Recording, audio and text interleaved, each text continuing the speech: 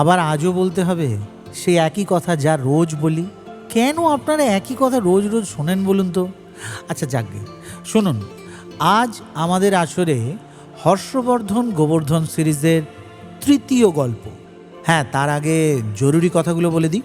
আমাদের গল্পটি ভালো লাগলে লাইক করবেন, কমেন্টে লিখবেন কি ভালো লাগলো, কেন ভালো লাগলো, এবং আমাদের চ্যানেলটিকে সাবস্ক্রাইব করবেন এবং শেয়ার করে আরও বেশি বেশি লোকেদেরকে শোনার সুযোগ করে দেবেন।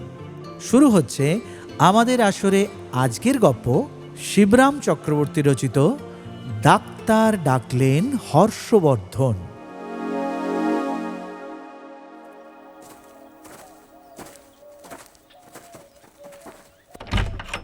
হ্যাঁ, আমার বউয়ের ভারী অসুখ মশাই, কোন ডাক্তার ডাকা যায় বলুন তো? হর্ষবর্ধন এসে শুধলেন আমায়। কেন, আমাদের রাম ডাক্তারকে? বললাম আমি। তারপর তার ভারী ফিজের কথা ভেবে নিয়ে আবার বলি, অবশ্যই রাম ডাক্তারকে আনার ব্যয় অনেক, কিন্তু ব্যয়রাম সারাতে তার মতন আর হয় না। বউয়ের আমার প্রাণ নিয়ে টানাটানি, আমি কি এখন টাকার কথা ভাবছি নাকি? তিনি জানান। বউয়ের আমার আরাম হওয়া নিয়ে কথা। কি হয়েছে তার? কি যে হয়েছে তাই তো বোঝা যাচ্ছে না ছাই সঠিক। এই বলছে মাথা ধরেছে, এই বলছে দাঁত খনখন করছে, এই বলছে পেট কামড়াচ্ছে। আরে এইসব তো ছেলে পেলের অসুখ মশাই, স্কুলে যাওয়ার সময় হয়। তবে মেয়েদের পেটের খবর কে আর রাখে, বলতে পারে কি কেউ? বলছি, বৌদির পেটে কিছু হয়নি তো দাদা? জিজ্ঞাসা করে গোবরা। সে দাদার সাথে সাথেই এসেছিল। পেটে আবার কি হবে শুনি? ভাইয়ের প্রশ্নে দাদা ভ্রু কুঞ্চিত করেন। পেটে তো লিভার পিলে হয়েই থাকে। আচ্ছা, তুই কি লিভার পিলের ব্যায়াম হয়েছে তাই বলছিস? না না, আমি ছেলে পিলের কথা বলছিলাম। আচ্ছা, ছেলে পিলে হওয়াটা কি ব্যায়ামও নাকি আবার? হর্ষবর্ধন ভাইয়ের কথায় আরো বেশি খাপ্পা হন। সে হওয়া তো ভাগ্যের কথা রে, এমন ভাগ্য কি আর আমার হবে? বলে তিনি একটা দীর্ঘশ্বাস ফেলেন। হতে পারে মশাই, গোবরা ঠিকই আন্দাজ করেছে হয়তো। আমিও সমর্থনে দাঁড়াই। হ্যাঁ, পেটে ছেলে হলে শুনেছি এমনটাই নাকি হয়। মাথা ধরে, গা বমি বমি করে, পেট কামড়ায়। ওরে ছেলেটাই কামড়ায় কিনা ভেতর থেকে কে জানে। তাই ছেলের কামড়ের কথায় একটা কথা মনে পড়ে গেল আমার। হর্ষবর্ধনের এক আধুনিকা শ্যালিকা একবার আমার বাড়িতে এসেছিল ওদের বাড়ির একটা বাচ্চা ছেলেকে কোলে নিয়ে। ফুটফুটে শিশুটিকে দেখে কোলে করে একবার আদর করবার জন্য নিয়েছিলাম। তারপর তার দাঁত গজিয়েছে কিনা দেখবার জন্য যেই না ওর মুখের মধ্যে আঙুল দিয়েছি, উড়িয়ে বাবা, লাফিয়ে উঠতে হয়েছে আমায়। কি কি হলো, কি হলো? ব্যস্ত হয়ে উঠলেন হর্ষবর্ধনের বউ। আমি বললাম, না, কিচ্ছু হয়নি, একটু দন্তস্ফুট হলো মাত্র। মানে হাতে হাতে দাঁত দেখিয়ে দিয়েছে ছেলেটা। আপনি ছেলের মুখে আঙুল দিলেন যে বড়? রাগ করে উঠলেন হর্ষবর্ধনের শালী। আঙুলটা আপনার অ্যান্টিসেপটিক করে নিয়েছিলেন। কি অ্যান্টিসেপটিক? সে আবার কি? কথাটায় আমি অবাক হই। লেখক নাকি আপনি? হাইজিনের জ্ঞান নেই আপনার? বলে একখানা টেক্সট বই এনে আমার নাকের সামনে তিনি খাড়া করেন। তারপরে আমি চোখ দিচ্ছি না দেখে খানিকটা তিনি নিজেই আমায় পড়ে শোনান। এ দেখুন, শিশুদের মুখে কোনো খাদ্য দেবার আগে সেটা গরম জলে উত্তম রূপে ফুটিয়ে নিতে হবে। আঙুল? আঙুল কি একটা খাদ্য নাকি? বাধা দিয়ে শুধন হর্ষবর্ধন পত্নী। একদম অখাদ্য, অন্তত পরের আঙুল তো বটেই। গোবরা ভাইয়া মুখ গোমরা করে বলে, নিজের আঙুল কেউ কেউ খায় বটে, দেখেছি, কিন্তু পরের আঙুল খেতে কখনো আমি কাউকে দেখিনি। আমতা আমতা করে আমার সাফাই আমি গাই। হ্যাঁ, আঙুল আমি ফুটিয়ে নিইনি সে কথা ঠিক, তবে আপনার ছেলেই আঙুলটা আমার ফুটিয়ে নিয়েছে, কিংবা ফুটিয়ে দিয়েছে। উহ বাবা, যাই বলুন, এই দেখুন না।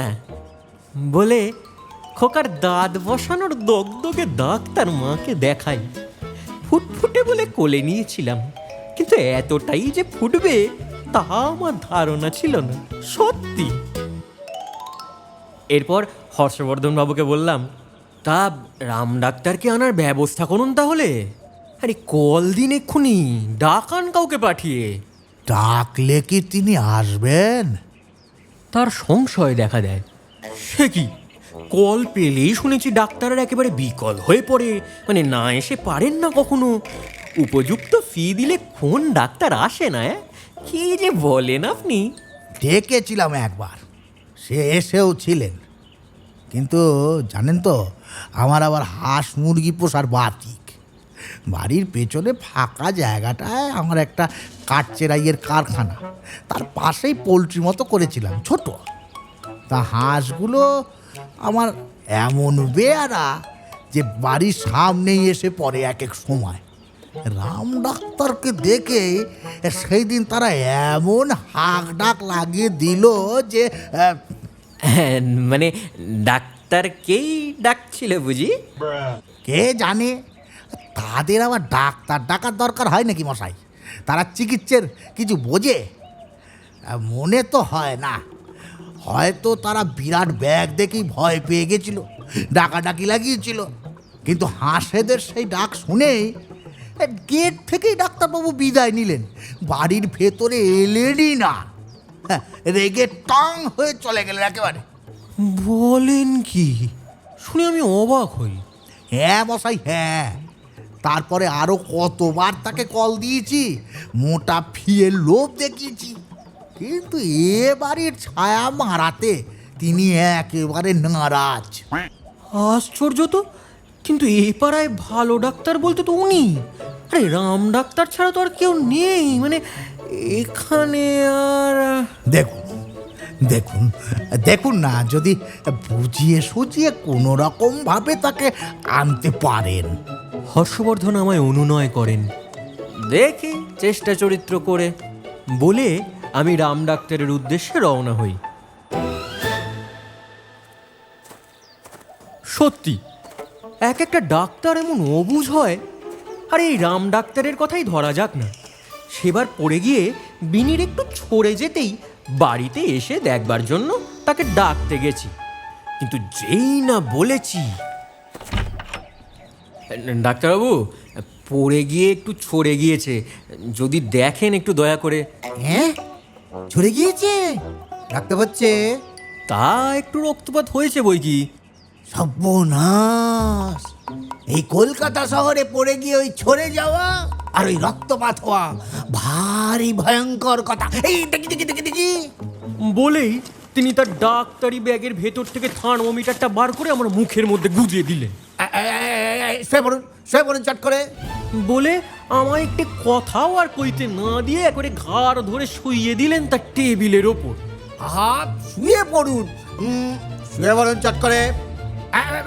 একটা কথা নয়। মুখ গহ্বরে থার্মোমিটার নিয়ে কথা বলবো তারও উপায় নেই, প্রতিবাদ করার জয়ই পেলাম না। আর তিনি সেই ফাঁকে পেল্লাই একখানা সিরিঞ্জ নিয়ে একটা ইঞ্জেকশন ঠুকে দিলেন আমাকে।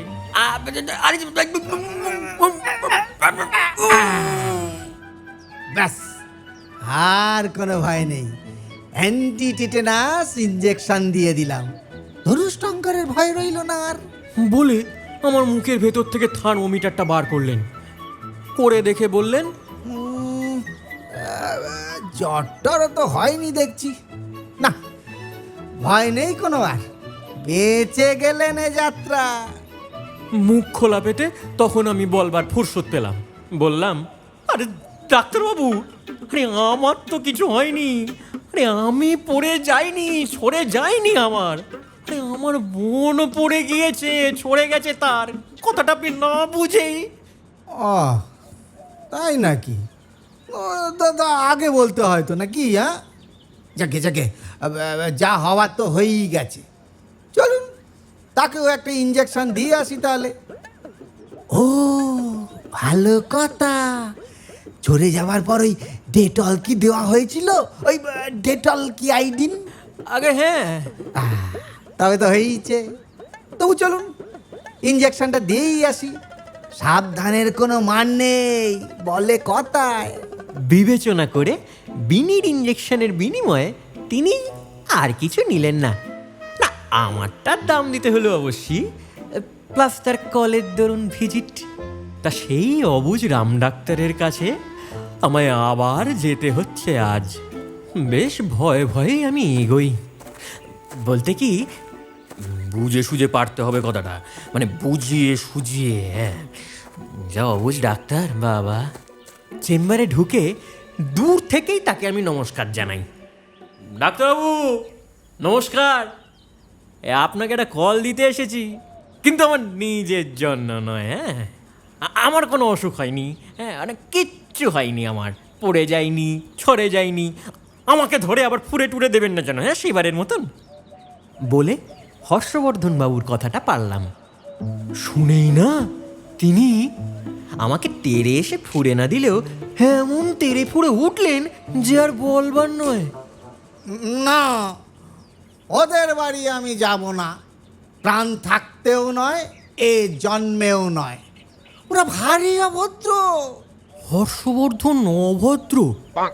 না না, এমন কথা বলবেন না, মানে ওর শত্রু তো এমন কথা বলতে পারে না।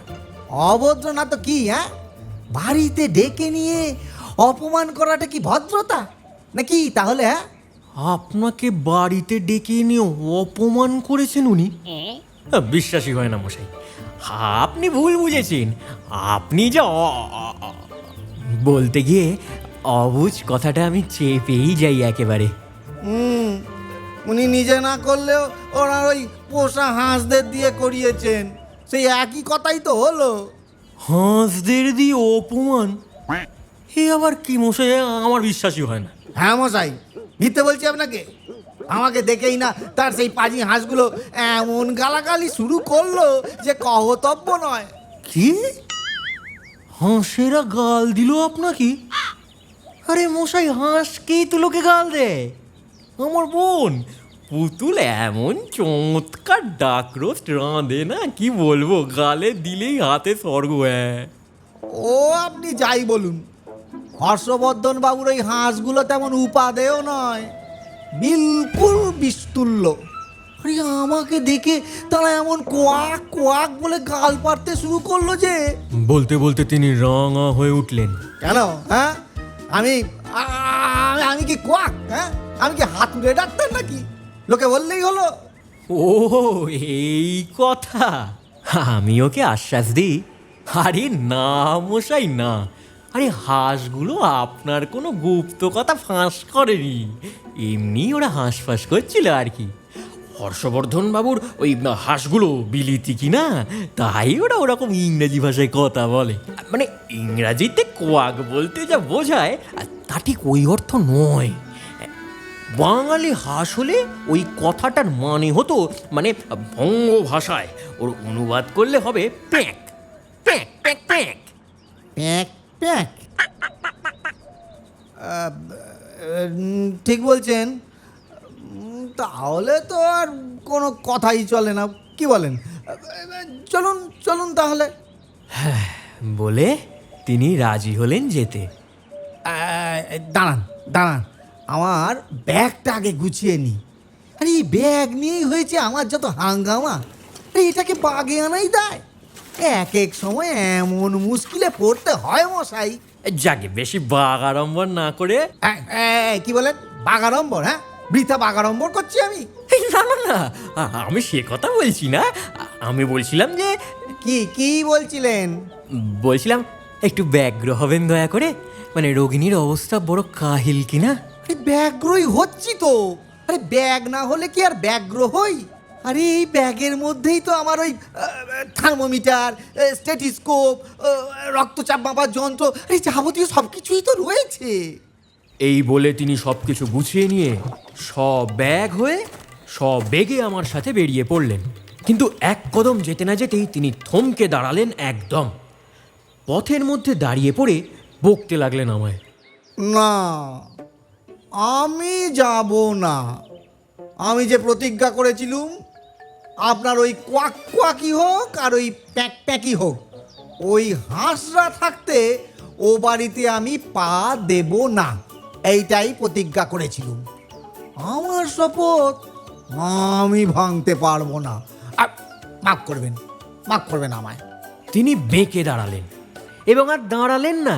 তারপর আর না এঁকে বেঁকে সোজা তিনি এগুলেন নিজের বাড়ির দিকে। রাম ডাক্তার এমন অবুঝ, সত্যি অগত্যা, কি আর করা। সব গিয়ে খোলসা করে বললাম হর্ষবর্ধনকে, বললাম যে শুনুন, বউকে যদি বাঁচাতে চান তাহলে বিদায় করে দিন আপনার হাঁসেদের। শুনে হর্ষবর্ধন খানিকক্ষণ গুম হয়ে কি যেন ভাবলেন, তারপর দীর্ঘ নিঃশ্বাস ফেলে বললেন, কা তব কান্তা কাস্তে পুত্রা, দাঁড়া পুত্র পরিবার, তুমি কার, কে তোমার, এ দুনিয়ায় কে কার? হাঁস কি আমার? হাঁসের কি আমি? হাঁস কি আমার সঙ্গে যাবে? হাঁস নিয়ে কি কেউ আসে? না, যদিও সবাই হাঁসফাঁস করে মরে, হাঁস নিয়ে কি আমি ধুয়ে জল খাবো? যাগ্গে হাঁস, রাখে রাম মারে কে, মারে রাম রাখে কে, কার হাঁস কে পোষে? বলতে বলতে তিনি যেন পরমহংসের পরিহাস হয়ে উঠলেন। টাকা মাটি, মাটি টাকা, যাগ্গে হাঁস, যেতে দাও। বিস্তর টাকায় কেনা হাঁসগুলো, বহুত টাকা, বহুত টাকা আমার মাটি হয়ে গেল। এই যা, যাক কি যাক। এই বলে খানিকক্ষণ মাথায় হাত দিয়ে কি যেন ভাবলেন, তারপর কোঁকিয়ে উঠলেন আবার।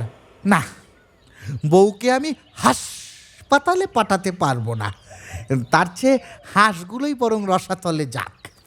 তারপর গিয়ে তিনি পোলট্রির আগল খুলে দিয়ে খেদিয়ে দিলেন হাঁসদের। পাড়ার ছেলেদের সমবেত উল্লাসের মধ্যে তারা ধেই ধেই করে নাচতে নাচতে চলে গেল। হংস বিদায়ের খবরটা চেম্বারে গিয়ে জানাতে তারপরে ব্যাগ হস্তে ব্যগ্র হয়ে বেরোলেন আমাদের রাম ডাক্তার।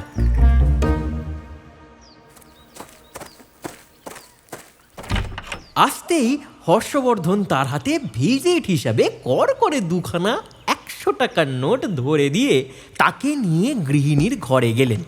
আমরাও গেলাম সাথে সাথে। রোগিণীর শয্যা পার্শ্বে দাঁড়িয়ে শুধলেন রাম ডাক্তার। কি কি কষ্ট হচ্ছে আপনার, বলুন দেখি। আমাগো, আমার মাথা টনটন করছে, দাঁত কন কন করছে, গা শিরশির করছে, তার উপর আবার পেটও কামড়াচ্ছে আবার। ও মা গো,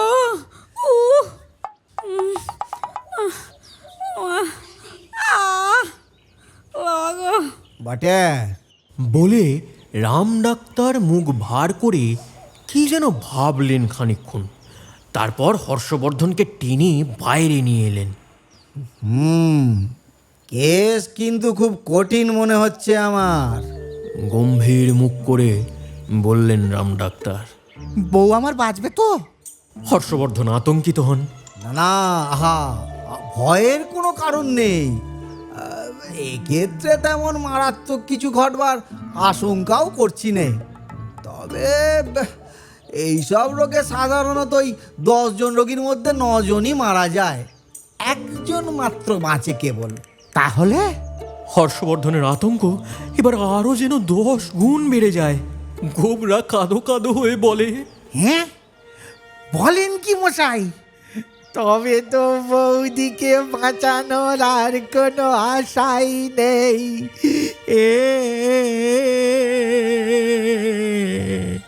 বলে কাঁদতেই থাকে। হ্যাঁ, তবে ইনি বাঁচবেন, ভরসা দেন ডাক্তারবাবু।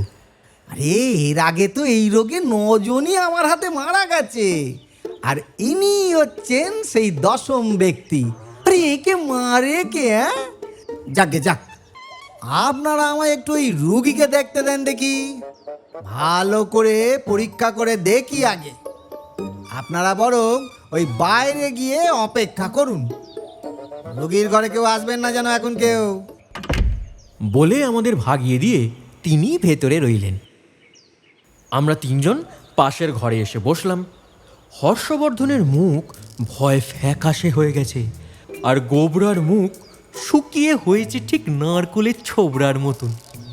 বাবা, মাথা টনটন, দাঁত কনকন, পেট চঞ্চন, বড় শক্ত অসুখ বই কি। আমি বলি, আবহাওয়ার গুমোটটা কাটাবার জন্যই কথাটা বলি আমি, না মোটের ওপর তো সেই গুমোটেরই ওপর। আরে একটা হলেই রক্ষে থাকে না, আরে এ তো একসাথে তিনটে। ব্যামোটা বৌদির শিরা উপশিরায় ছড়িয়ে পড়েছে দাদা। গোবরা মন্তব্য করে। সারা গা শিরশির করছে, বললো না বৌদি? শিরোপিরাই হয়েছে তো। আমিও একটু ডাক্তারি বিদ্যা ফলাই। মাথা টনটন করছে বললেন না, এমন সময় রাম ডাক্তার দরজার গোড়ায় এসে দাঁড়ালেন। বললেন, এই একটা উকো দিতে পারেন আমায়? হ্যাঁ, নিদেন পক্ষে একটা ওই ছেনি। হর্ষবর্ধন দৌড়ে গিয়ে একটা উঁকো এনে দিলেন, সঙ্গে একটা ছেনিও। হ্যাঁ, উকো? আরে উকো দিয়ে কি করবে দাদা? এই বৌদির মাথায় কি উকুন হয়েছে নাকি? গোবরা শুধোয়। হ্যাঁ, উকো ঘষে ঘষে উকুনগুলো মারবে বলে বোধ হচ্ছে। হ্যাঁ, হতে পারে। আমি সায় দিই তার কথায়। হ্যাঁ, তারাই হয়তো মাথায় কামড়াচ্ছে, সেই জন্যেই শিরোপীড়া হয়েছে বোধ হয়। হর্ষবর্ধন চুপ করে বসে রয়েছেন মাথায় হাত দিয়ে। আমি আবার বলি, কিংবা দাঁতের জন্য লাগতে পারে উকো। কি বলেন? দাঁতে কেরিজ হয়ে থাকলে তাতেও তো দাঁতের যন্ত্রণা হয়। উকো দিয়ে ঘষে ঘষে সেই কেরিজই তুলবেন হয়তো উনি। আরে দাঁত নেহাত ফেলনা জিনিস নয় মশাই। দাঁত ফেলবার পর তবেই দাঁতের মর্যাদা বুঝতে পারে মানুষ। হ্যাঁ, খারাপ দাঁত থেকে হাজার ব্যাধি আসে। মাথা ব্যথা, পেট ব্যথা, বুকের ব্যামো, হজমের গোলমাল, এমনকি বাতের দোষও আসতে পারে ওই দাঁতের দোষ থেকে। রাম ডাক্তার আবার এসে উকি মারলেন দরজায়।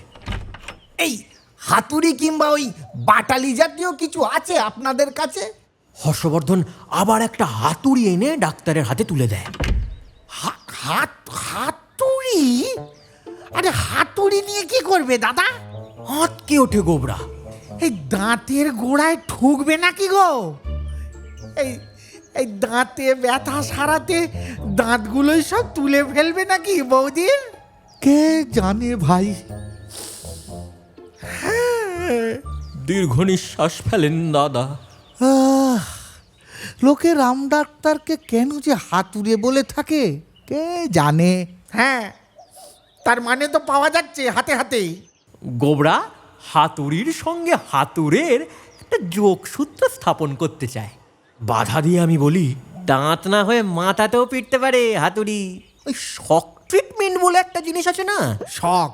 হ্যাঁ, দাদার যেমন শখ, আপনার মতন হাতুড়ে লেখকের পরামর্শ শুনে হাতুড়ে ডাক্তার এনে নিজের শখ মেটাচ্ছেন উনি এবার। যত সব শখ। গোবরা আমার কথার উপরেই কথা কয়। আমার বৌদির মধুর হাসি আর দেখতে হচ্ছে না দাদাকে, এ জন্মে আর নয়। হায় হায় হায়, এই ফোকলা বৌদি ছিল আমার মায়াতে শেষটায়। কি করব আমি, তার কি করব? সে হায় হায় করতে থাকে। তবুও আমি ভরসা দিয়ে বলতে চাই, হ্যাঁ, মাথায় হাতুড়ি ঠুকলে শিরোপীড়া সারে বলেই শুনেছি। হর্ষবর্ধন বলেন, মাথা না থাকলে তো মাথা ব্যথাই থাকে না মশাই। শক ট্রিটমেন্ট মনে হচ্ছে। হঠাৎ একটা ঘা দিয়ে শক মেরে রোগ সারিয়ে দেবে। শক্ত রোগ যা তা নাকি সব তাতেই সেরে যায়। আমি আমার বক্তব্য রাখি।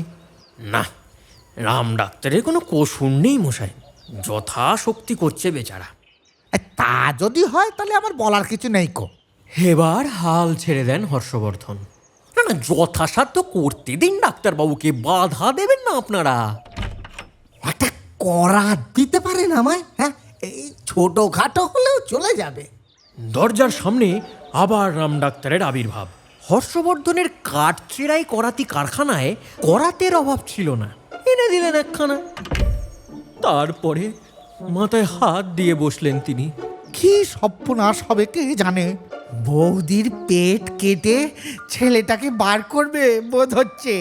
গোবর্ধন পরিষ্কার করে বলে, না মানে বৌদি কাটা পড়বে আর ছেলেটাও মারা পড়বে ওই ডাক্তারের করাতে। আমাদের বরাতে এই ছিল, আমি যা বুঝতে পারছি। আরে বাবা, ছেলেটা যায় যাক, আমার বউটা বাঁচলে আমি বাঁচি। বেঁচে যাবে, বেঁচে যাবে, আপনার বউ বেঁচে যাবে, আমি তাকে ভরসা দিই। আরে বড় বড় জাদুকর দেখেননি, মানে করাত দিয়ে একটা মেয়েকে দুয়াতখানা করে কেটে ফেলে তারপর সঙ্গে সঙ্গে জুড়ে দেয় আবার, দেখেননি? কেন, আরে আমাদের পিসি সরকারই তো এই ম্যাজিকই করেন। তেমনই ভেলকি দেখাতে পারেন বড় বড় ডাক্তাররাও, তারাও কেটে জোড়া দিতে পারেন। কিন্তু হর্ষবর্ধন আর চুপ করে বসে থাকতে পারে না, লাফিয়ে ওঠেন হঠাৎ। না, আমার চোখের সামনে বউটাকে করাচ্ছেড়া করবে আর আমি বসে বসে তাই দেখবো লোকটা পেয়েছেটাকে। বলে তিনি ঝড়ের বেগে ঘরের মধ্যে প্রবেশ করেন। গোবর্ধনও সাথে সাথে যায়। চক্রবর্তী আমিও তার পার্শ্ববর্তী হই।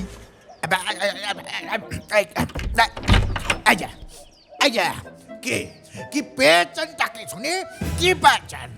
ঝাঁঝিয়ে ওঠেন তিনি ডাক্তারকে। করাত দিয়ে কাটবেন আমার বউটাকে? আরে বাবা, কেটে দুটুকরো করবেন আপনি? কেন কেন? যদিও কাঠের ব্যবসা করি মশাই, এতটা আকাট আমি নই। কেন কেন, কি হয়েছে? কি হয়েছে আমার বউয়ের যে করাত দিয়ে কাটতে হবে তাকে? বাধা দিয়ে বলেন রাম ডাক্তার, আরে কিসের বউ? আমি পড়েছি আমার ব্যাগটাকে নিয়ে, বউকে আপনার দেখলাম কোথায়? হতভাগা ব্যাগটা এক এক সময় এমন বিগড়ে যায়, হাতুড়ি পিটে ছেনি দিয়ে উকো ঘষে কিছুতেই এটাকে খুলতে আর পারছি না। করাত দিয়ে কাটতে লেগেছি এবার। এর মধ্যেই তো আমার যত যন্ত্রপাতি, ওষুধপত্র, মায়ের থার্মোমিটারটাও পর্যন্ত রয়েছে। আগে এসব বার করলে তবেই তো দেখবো আপনার বউকে নাকি। রাজ্যের রোগ সারাই আমি, কিন্তু কিন্তু নিজের ব্যাগটাকে সারাতে পারছি না গো। এই ব্যাগটাই হয়েছে আমার যত প্যারাম।